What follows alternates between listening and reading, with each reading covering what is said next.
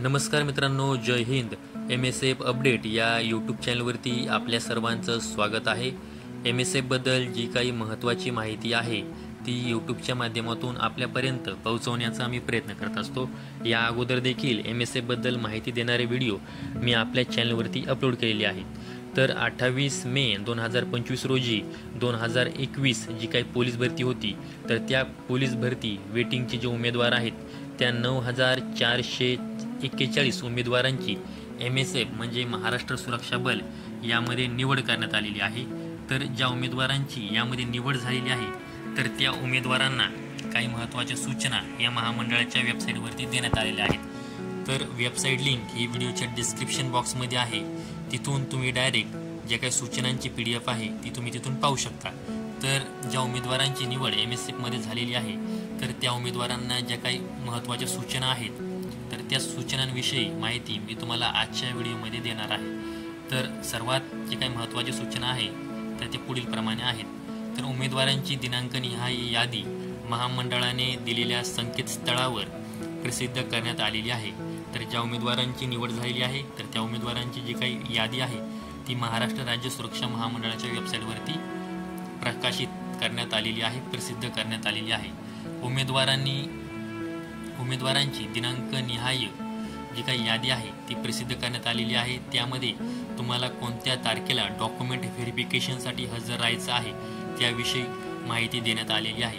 तर सकाळी 10 वाजता महामंडळाचे जे काही निकष पडताळणी आहे त्यासाठी तुम्हाला हजर राहायचं आहे.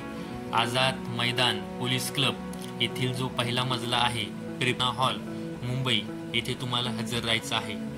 तर दुपारी 3 वाजल्यानंतर उमेदवारांना प्रवेश दिला जाणार नाही. तर डॉक्युमेंट व्हेरिफिकेशनला गेल्यानंतर सकाळी 10 वाजता हजर राहायचं आहे. तर जे उमेदवार दुपारी 3 वाजल्यानंतर येतील त्यांना तिथे प्रवेश दिला जाणार नाही. भरती नोंदणी प्रक्रियेसाठी उमेदवारांना स्वखर्चाने हजर राहायचं आहे.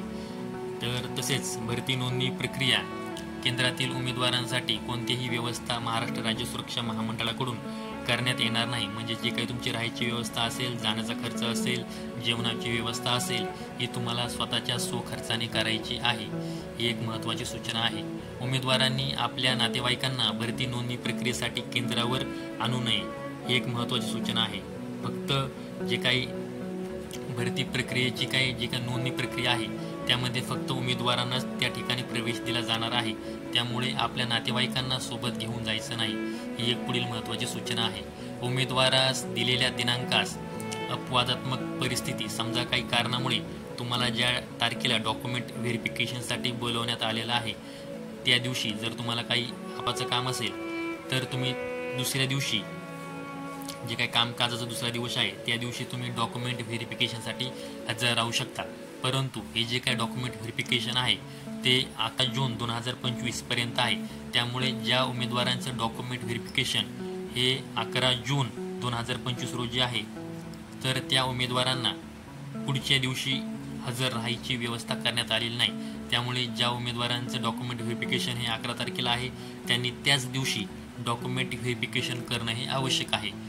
त्यानंतर पुढील महत्त्वाची सूचना आहे की उमेदवारांची निवासाची व्यवस्था स्वतः करायची आहे. निकष पडताळणीसाठी दिलेल्या दिनांक व वेळेवर हजर राहावे. त्यापूर्वी कोणीही भरती नोंदणीच्या जे ठिकाण दिलेलं आहे त्या केंद्रावर हजर राहणार नाही हे देखील महत्त्वाची बातमीमुळे जे काही तुम्हाला ठिकाण दिलेलं आहे डॉक्युमेंट व्हेरिफिकेशनचं तिथे तुम्हाला खूप लवकर देखील जाऊन बसायचं नाही आहे. सदर ठिकाणी वेळेच्या आधी आल्यास तेथे प्रवेश दिला जाणार नाही. तसेच ज्या उमेदवारांचा काही मोबाईल संदेश प्राप्त झालेला आहे किंवा वेबसाईटवर ज्या उमेदवारांचं नाव आलेलं आहे की वेबसाईटवरती यादी प्रकाशित करण्यात आलेली आहे तर त्या यादीमध्ये ज्या उमेदवारांचं नाव आहे त्यांनाच तिथे प्रवेश दिला जाणार आहे. तर जे काही बाकीचे उमेदवार आहेत म्हणजे ज्यांचं यादीमध्ये नाव नाही तसेच त्यांना SMS आले नाही त्यांनी तिथे हजर राहायचं नाही आहे. तर उमेदवारांना सोबत येताना काय डॉक्युमेंट आणायचे आहेत त्याविषयी मी एक स्वतंत्र व्हिडिओ आपल्या चॅनलवरती अपलोड केलेला आहे. तर इथे देखील त्याविषयी थोडीशी माहिती सांगतो की 10वी 12वीचं जे काही गुणपत्रक असेल, सनद असेल ती तुम्हाला सोबत घेऊन जायची आहे. त्यानंतर जन्म दाखला किंवा बोनाफाईड प्रमाणपत्र हे तुम्हाला सोबत घेऊन जायचं आहे. शाळा सोडण्याचा दाखला म्हणजे टीसी, लिव्हिंग सर्टिफिकेट हे तुम्हाला सोबत घेऊन जायचं आहे. आधार कार्ड असेल, पॅन कार्ड असेल, अधिवास प्रमाणपत्र म्हणजे रहिवासी प्रमाणपत्र असेल, हे तुम्हाला डॉक्युमेंट सोबत घेऊन जायचे आहेत. वाहन चालकाचा परवाना म्हणजे ड्रायव्हिंग लायसन्स जर तुमच्याकडे असेल तर तुम्ही नेऊ शकता, जर तुमच्याकडे नसेल तरी काही काळजी करण्याची गरज नाही. तसेच सोबत पोलीस भरतीमध्ये मैदानी व लेखी परीक्षेस हजर राहिल्याबाबतचे जे काही प्रवेशपत्र आहे, हॉल तिकीट आहे, ते देखील तुम्हाला सोबत घेऊन जायचं आहे. त्याची ते काही मूळ ज्या डॉक्युमेंटच्या ज्या मूळ प्रती आहेत त्या तुम्हाला सोबत घेऊन जायच्या आहेत, म्हणजे झेरॉक्ससुद्धा सोबत घेऊन जायचं आहे. त्याचबरोबर तुमच्याकडं ओरिजिनल डॉक्युमेंट असणं आवश्यक आहे. उमेदवार यापूर्वी महाराष्ट्र म्हणजे सुरक्षा बलामध्ये कार्यरत होते, तर त्या उमेदवारांना जर अशा प्रकारचा मेसेज आला असेल तर त्यांनी डॉक्युमेंट व्हेरिफिकेशनसाठी हजर राहायची गरज नाही असं देखील सांगितलेलं आहे. त्याचबरोबर ज्या काही महाराष्ट्र सुरक्षा बलामध्ये कार्यरत जवान होते तर ज्या जवानांची सेवा कसूरीमुळे समाप्त करण्यात आलेली आहे, त्याचबरोबर त्यांचा जो करार आहे तो खंडित करण्यात आलेला आहे. त्याचबरोबर प्रशिक्षणास पाठवण्यात आले होते परंतु राजीनामा दिला असेल, गैरहजर झाले असतील किंवा प्रशिक्षण सोडून पळून गेले असतील, या कारणामुळे ज्या उमेदवारांनी प्रशिक्षण पूर्ण केलेलं नाही, त्याचबरोबर प्रशिक्षण पूर्ण करून महामंडळाने ज्या ठिकाणी तुम्हाला नेमणूक दिली आहे त्या नेमणुकीत प्रतीक्षाधीन यादीत आहेत, म्हणजे जे काही प्रतीक्षा यादी आहे त्यामध्ये जर तुमचं नाव असेल तर तुम्ही या काही जी 2021ची जी काही पोलीस भरतीत जर तुमचा सहभाग असेल तर तुम्हाला मोबाईलवरती संदेश जरी मिळाला असेल आणि वेबसाईटच्या यादीमध्ये तुमचं नाव जरी असेल तरीही तुम्ही या भरती नोंदणी प्रक्रियेसाठी हजर राहू नये असे देखील महत्त्वाची सूचना देण्यात आलेली आहे. हजर राहिल्यास त्या उमेदवारांना अपात्र ठरवण्यात येईल. तसेच दिशाभूल करून महामंडळात पुन्हा नेमणूक मिळवण्याचा प्रयत्न केल्यास त्यांच्या विरुद्ध जी काही योग्य ती कार्यवाही आहे ती करण्यात येईल असं देखील यामध्ये त्यांनी सांगितलेलं आहे.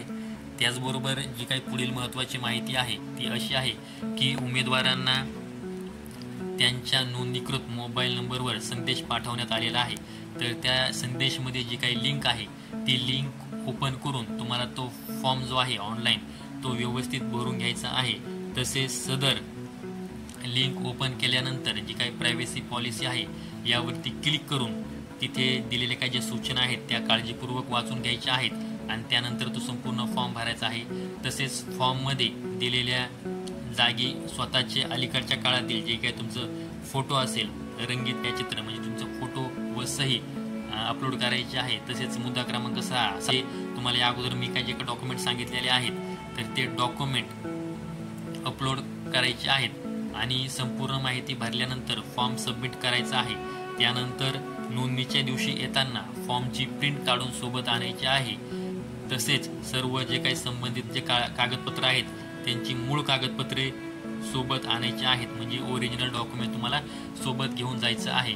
उमेदवार नोंदणीसाठी हजर राहताना दिलेल्या लिंकवर फॉर्म भरलेला नसल्यास म्हणजे जर तुम्ही तो फॉर्म भरला नसेल व त्याची प्रिंट व मूळ कागदपत्र जर तुमच्या सोबत नसतील तर तुम्हाला पात्र समजण्यात येईल व त्याची जी काही नोंदणी आहे ती महाराष्ट्र राज्य सुरक्षा महामंडळामध्ये होणार नाही, याची तुम्हाला नोंद घ्यायची आहे. तर भरतीमध्ये पात्र झाल्यानंतर उमेदवाराला प्रशिक्षणासाठी हजर राहण्यासाठी तिथे नोंदणीच्या वेळी जे काही मोबाईल नंबर दिलेले आहेत त्यावरती SMS पाठवण्यात येईल, संदेश पाठवण्यात येईल. महामंडळाने दिलेल्या दिनांक व वेळेस संबंधित प्रशिक्षण ठिकाणी हजर राहताना खालील बाबीची पूर्तता करणे आवश्यक आहे. म्हणजे तुमचं डॉक्युमेंट व्हेरिफिकेशन क्लिअर झालं त्यानंतर तुम्ही ट्रेनिंगसाठी पात्र असताल आणि जेव्हा महामंडळाकडून तुम्हाला ट्रेनिंगसाठी बोलवण्यात येईल तर त्यावेळेस तुम्हाला कोणती काळजी घ्यायची आहे त्याविषयी इथे माहिती सांगली आहे. उमेदवारांना नियुक्तीच्या पूर्वी मूलभूत प्रशिक्षण कालावधी 45 दिवसांचा आहे, ते प्रशिक्षण देण्यात येईल. महामंडळाने ठरविलेल्या महाराष्ट्रातील कोणत्याही ठिकाणच्या प्रशिक्षण केंद्रात तुम्हाला हे प्रशिक्षण देण्यात येईल, तर त्या ठिकाणी तुम्हाला वेळेवर हजर राहावे लागेल. प्रशिक्षणास हजर राहताना प्रशिक्षण शुल्क म्हणून सुरक्षा रक्कम 15,000 रुपये भरावी लागेल असं देखील इथे सांगण्यात आलेलं आहे. तर त्या 15,000 रुपयातील 10,000 रुपये हे नॉन रिफंडेबल म्हणजे वापस मिळणार नाहीत, तर 5,000 रुपये हे रिफंडेबल म्हणजे वापस मिळतील असं देखील सांगण्यात आलेलं आहे. जी काही सदरची रक्कम आहे 5,000 रुपये जी की तुम्हाला वापस मिळणार आहे, तर ती तुम्हाला वापस मिळवण्यासाठी तुम्हाला ज्या ठिकाणी नियुक्ती दिलेली आहे तर त्या नियुक्तीच्या ठिकाणी तुम्हाला एक करार कालावधी पूर्ण करणे आवश्यक आहे. म्हणजे तुम्हाला तिथे एक जो काही कंत्राटी कालावधी आहे 11 महिन्यांचा, तिथे तुम्हाला तो पूर्ण करावा लागणार आहे. उमेदवारास प्रशिक्षणासाठी हजर होण्याचा संदेश आल्यास प्रशिक्षण केंद्रावर हजर होताना प्रशिक्षणास सक्षम असल्याचे प्रमाणपत्र व चारित्र्य पडताळणी प्रमाणपत्र सोबत घेऊन येणे आवश्यक आहे. म्हणजे जेव्हा तुम्हाला ट्रेनिंगसाठी बोलवण्यात येईल तेव्हा तुमच्याकडे वैद्यकीय प्रमाणपत्र, मेडिकल सर्टिफिकेट व चारित्र्य पडताळणी प्रमाणपत्र हे तुमच्याकडे असणं आवश्यक आहे. भरती नोंदणी झाल्यानंतर सदरच्या कागदपत्रांची पूर्तता करण्यात यावी असं देखील इथे सांगण्यात आलेलं आहे. त्याचबरोबर जरी उमेदवार भरती नोंदणीसाठी पात्र ठरला तरी एखाद्या उमेदवाराविरुद्ध गुन्हा नोंद असल्यास किंवा इतर आक्षेपार्ह चारित्र्य पडताळणी अहवाल असल्यास सदर उमेदवारास प्रशिक्षणासाठी संधी देण्यात येणार नाही याची देखील नोंद घ्यायची आहे. तर हे जे काही निवड झालेले उमेदवार आहेत तर त्या उमेदवारांसाठी ह्या काही महत्त्वाच्या सूचना आहेत तर त्या द्यायच्या होत्या, त्यामुळे आजचा व्हिडिओ अपलोड केलेला आहे.